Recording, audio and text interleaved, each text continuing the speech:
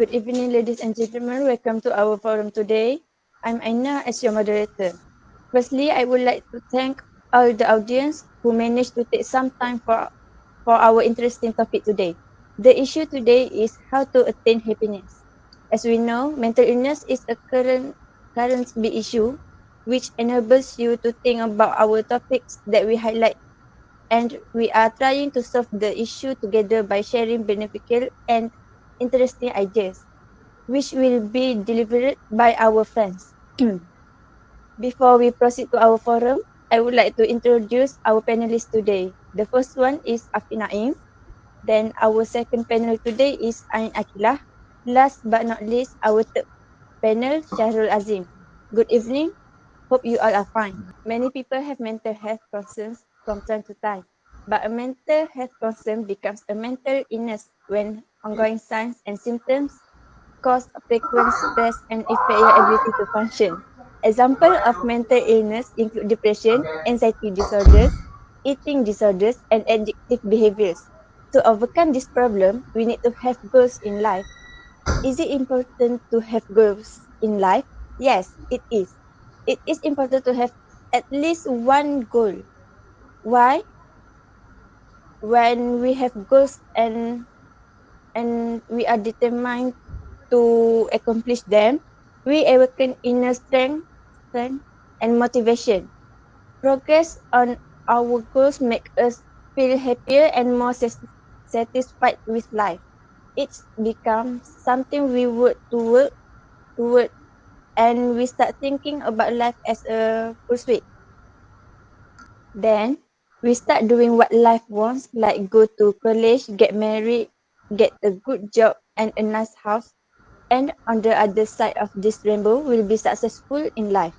You will feel the need to set these goals. You will want to accomplish them and then make yourself satisfied. It does not have to be something big. It can be something simple, and it does not have to do with position, money, or possessions. For fu- for further details about this topic, I would like to seek information from the first panel, Afiq Naim.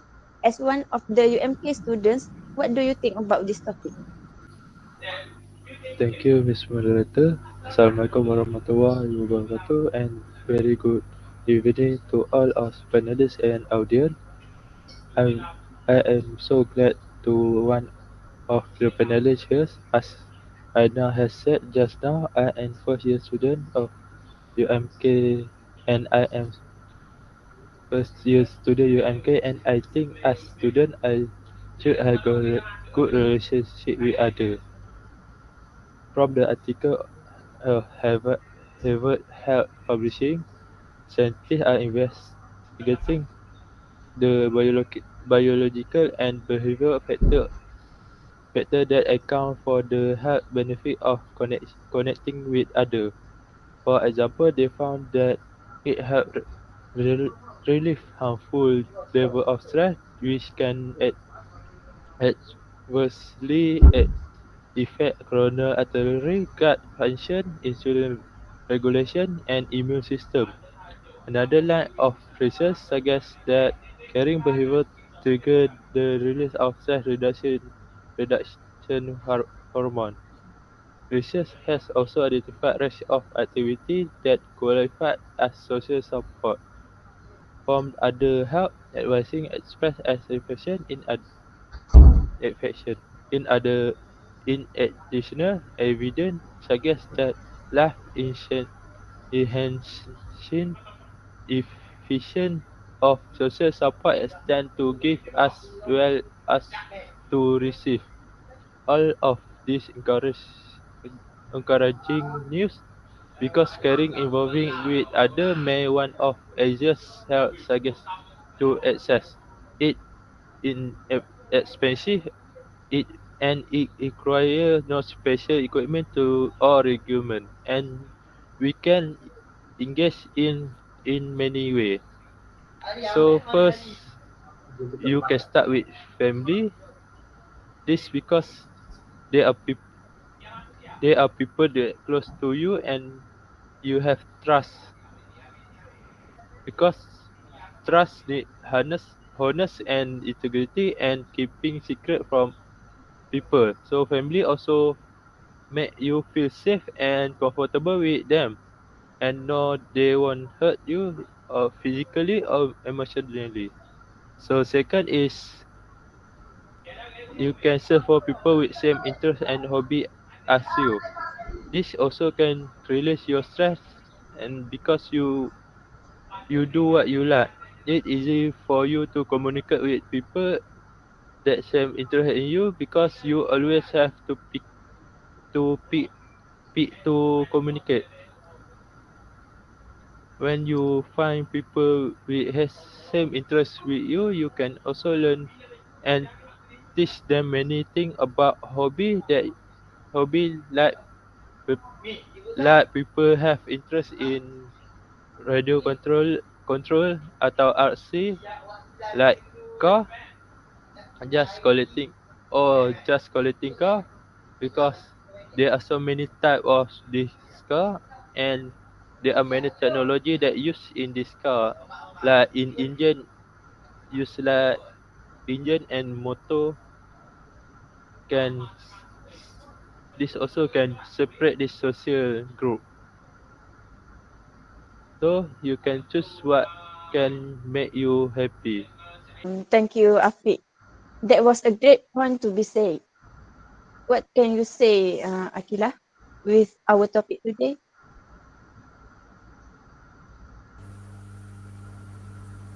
Alright, thank you. For our topic today, what I can say is that to be happy, there are many ways to do things such as having good health. So let me share some tips to have a good health. Firstly, eat nourishing food. A well-balanced, healthy diet is at the core of a well-being, but it's common to regard healthy eating primarily as a tool for a weight loss. According to the 2020 dietary guideline for Americans, a balanced diet high in fruits and vegetables, lean protein, low-fat dairy, and whole grains is needed for optimal energy. You really are what you eat. Consume a variety of food from all the food groups to get a range of the nutrients to provide energy throughout the day.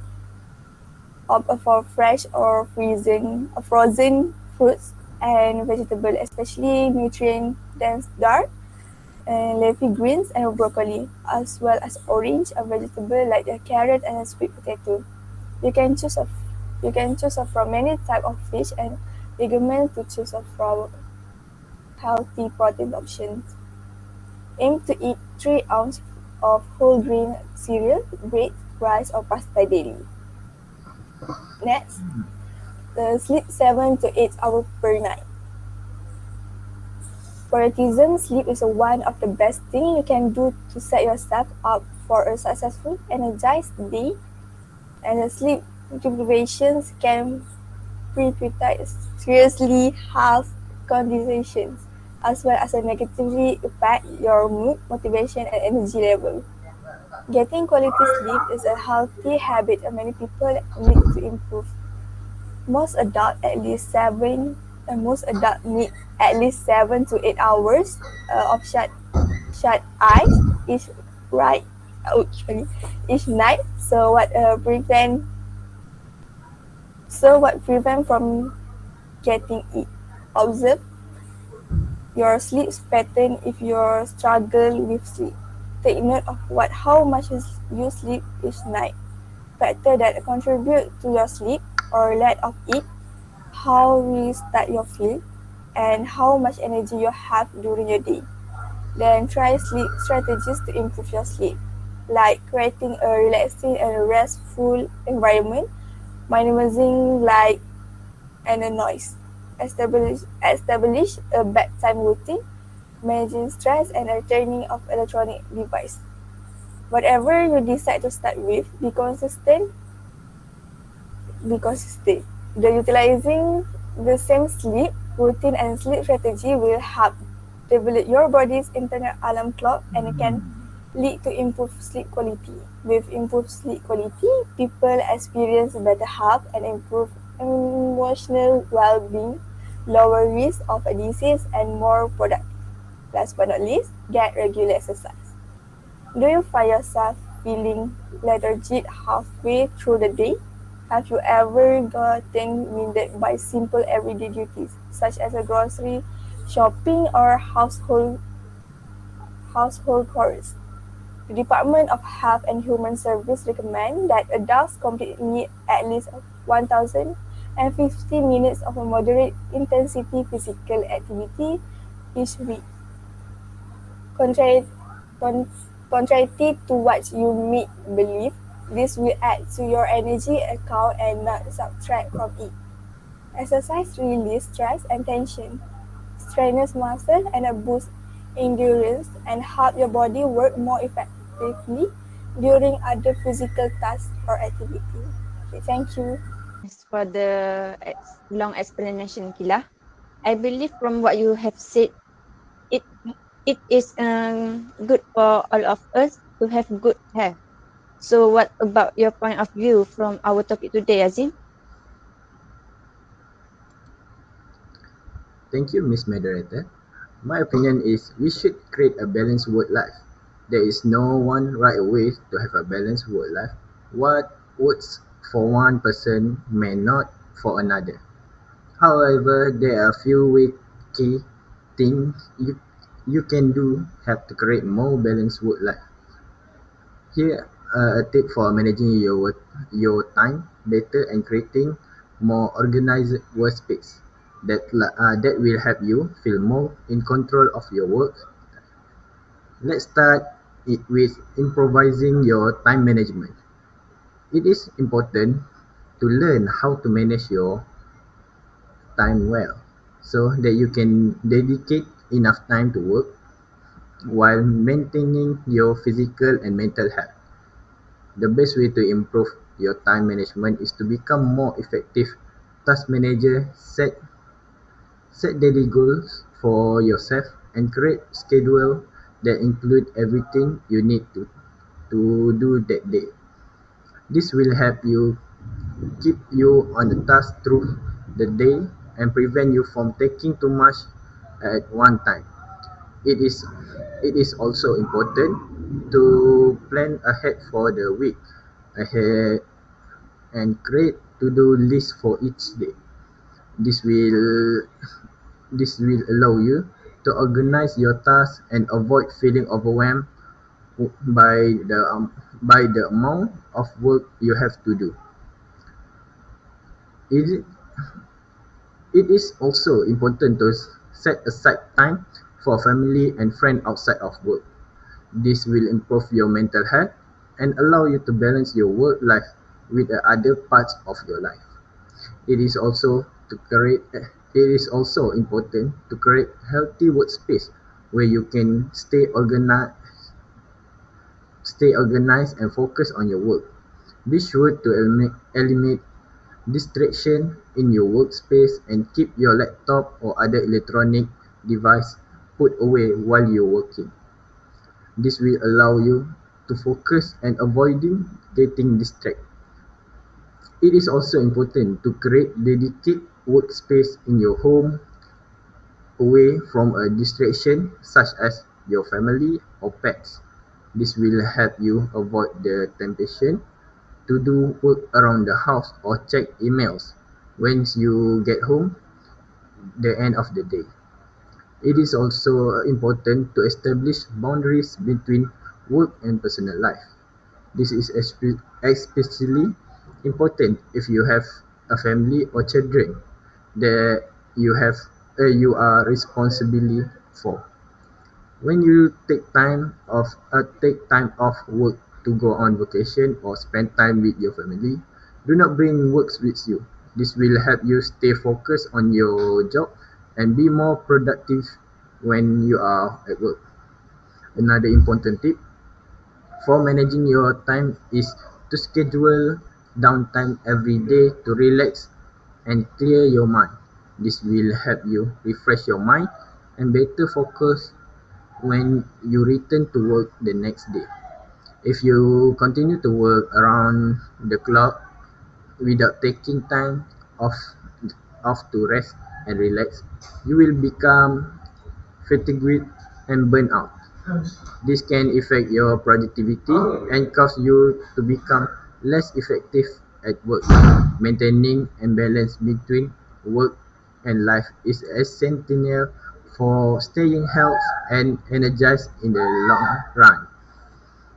All right, thank you, Azim, for your sharing. Okay, everyone, from what we discussed earlier, I want to ask for your opinion.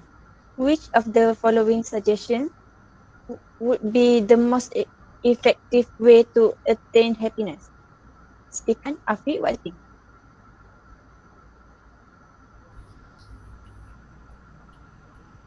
I would say the most effective way is to have goal in life. It's because I believe that people have dream, but not everyone does something about it. Most people live in average life without any major goal or even small goal. But is this so? To pursue a goal, you need to strong ambition. This goal must be important and that make you will to sacrifice a lot to get it. Achieving goal requires that you step out of your comfort zone, which is not convenient for most people. If you believe achieving our goal will put us in a permanent state of bliss, it's easy to justify making sacrifice to get there. There are the challenge is the fun way to enjoy the process of working toward goal so that the journey and the destination bring you joy. Thank you. It's nice hearing it from you. What about you, Akila? I also think that having a goal in a life is important. I believe having goals can make us happy. Just like what Aina said, it does not have to be big. Just a simple thing can make us happy. Starting with a short term, realistic, easy to achieve goal. We keep our emotion positive. Positive emotions can contribute to our motivation to act. What's more, dopamine level to tend to increasing one whenever you set goals, big or small, and accomplish them. Also, also cross cross off your to-do list to tend to trigger dopamine release. It encourages you to keep going and making progress toward your desired outcome. In other words, reaching a reaching a goal you've been working hard towards make you feel good about yourself. It helps you develop positive self-regret, which tends to improve your mood and self-esteem. In addition, realistic goals enable you to reach milestones in your life. As a result, you are more likely to feel inspired and confident. Both, both long-term and short-term goals help to ensure that you have something to look forward to and enjoy. Thank you. From what you said, I want to add my opinion on your point. Positive outlook will will come when you focus on your self-care. It can reduce stress due to less worrying. It can help your emotion and physical health. It's a way of thinking well positively rather than negatively. It doesn't have to be through rose-colored rose-colored glasses or not being realistic about the trials of life. But it's about looking for the good opportunities in a situation rather than to be bad. Rather than the bad. It's having the confident belief that things will always work out for the best and expecting the best in life in general. In addition to this, people with positive outlooks tend to get through obstacles in life easily, learning from mistakes and not letting such things affect their future. They don't live with problems, but move forward in life despite hard times. They are likely to be more successful in life, largely due to this positive outlook or growth mindset that they possess. Mm, our last panel today, Azim, do you agree with us that having goals in life can achieve happiness in life? Tell us your opinion. Absolutely, absolutely yes. It is important that you help for the best. You need to believe that things will go according to your plan. Optimism makes you consistent and resilient. It helps you to bounce back from your setbacks. If you need extra confidence about your future, try reading some personal development, self-help, or autobiography books. In these books, you will learn how to overcome difficult circumstances and successfully achieve their goal or learn important life lessons. Will learning about all those obstacles that others had to overcome to achieve their goals will give you new ideas and positive attitude to achieve your own goals.